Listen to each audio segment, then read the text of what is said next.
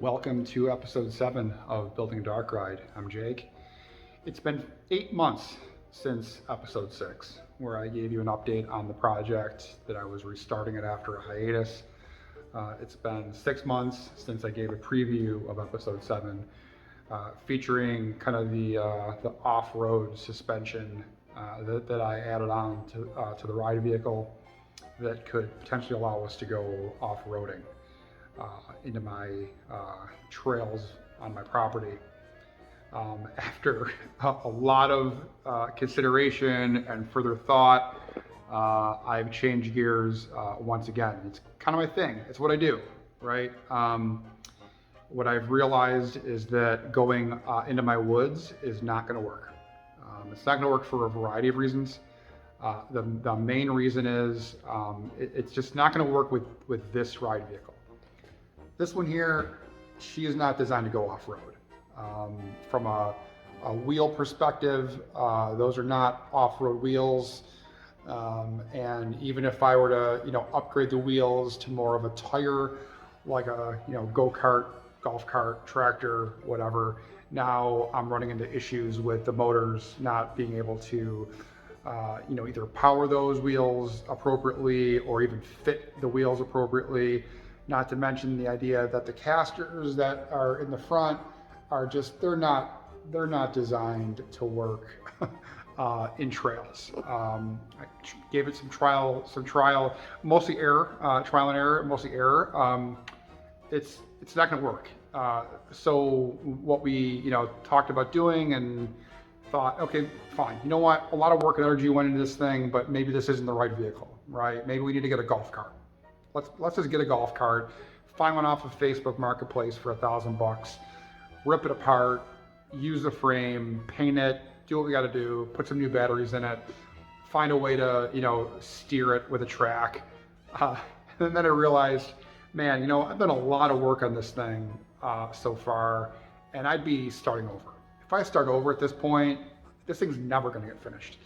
My episode 1 said that I was going to try to get this thing ready for Halloween of 2018. Right now it's April of 2021. And I'm sure as hell going to try to get this thing done, at least a first version of it, ready by this October. And I'm going to make it a goal for myself to get at least one video done every month, to both, keep things going and be a kick in my own pants to say, all right, I got to keep this thing moving at a pace because October's going to be here, and if I don't keep working on this thing, it's never getting done. In the past 6 months since the last video I posted, some stuff has happened. It's not just me thinking and sketching on paper. I've been dabbling in pneumatics, hooked up some air cylinders, got a whole bunch of different pieces, and have been playing around with prop design and automation of pneumatics. So I also made a pretty significant Ghostbusters related purchase, which is going to be kind of a flagship ghost of the attraction. I'm going to save that for a future video, but it's going to be pretty epic, and I'm looking forward to showing you that. But for now, let's talk about the ride vehicle. That's what she's looking like now. I'm going to bring you in, just kind of give you an idea of what I was doing back here. I showed you that little preview before, so this might not be new to you, but this whole back area is almost like, I almost think of it like a wheelie bar, right? The motors are now mounted this way, 2 independent motors, and this is like a wheelie bar with shocks. So if I were to pull down on this, I won't really do it now, but that whole thing would bend a little bit. And that really gives us the ability to go off-road in theory. And if I was going over, maybe a golf course, that's all nice and smooth and well-groomed, I think it could go on the grass. But if I'm going to go through trails that are, uneven and, unmaintained and just mud, unless it's, dry and it's solid dirt, there's going to be some issues there. So, either way, this was fun. We put a lot of effort into this thing.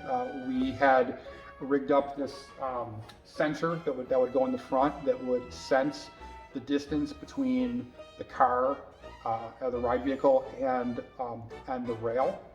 And the further it got away from the rail, the appropriate motor would adjust and it would follow it. And it worked great in my garage on a perfectly flat surface.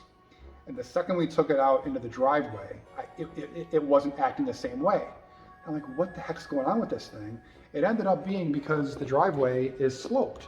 So what was happening is that the car didn't know that it was sloped.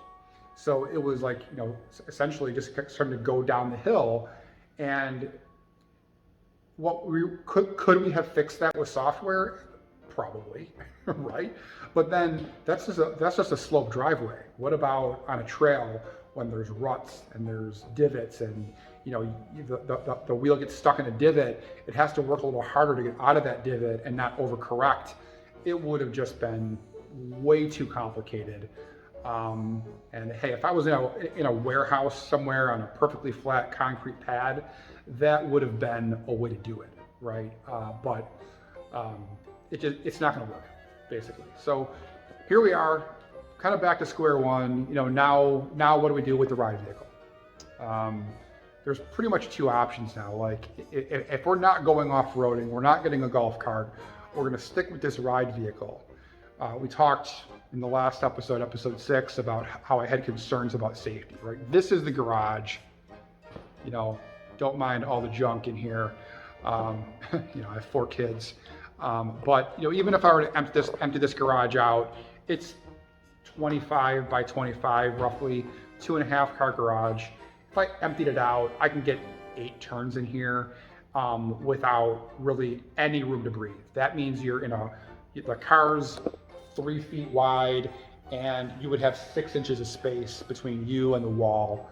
And riders stick their hand out, they're touching the wall. If there's an emergency and they need to get out of the vehicle, that means they have 6 inches to let go between the car and the wall to find an emergency exit. There's just some safety concerns there. So if I'm not going off-road, I'm not going in the garage, what can I do? I'm going to open this garage. There is another 30 feet by 30 feet outside of the garage that is blacktop. And I'm going to take that and I'm going to go put up a tent and double the amount of real estate that I have.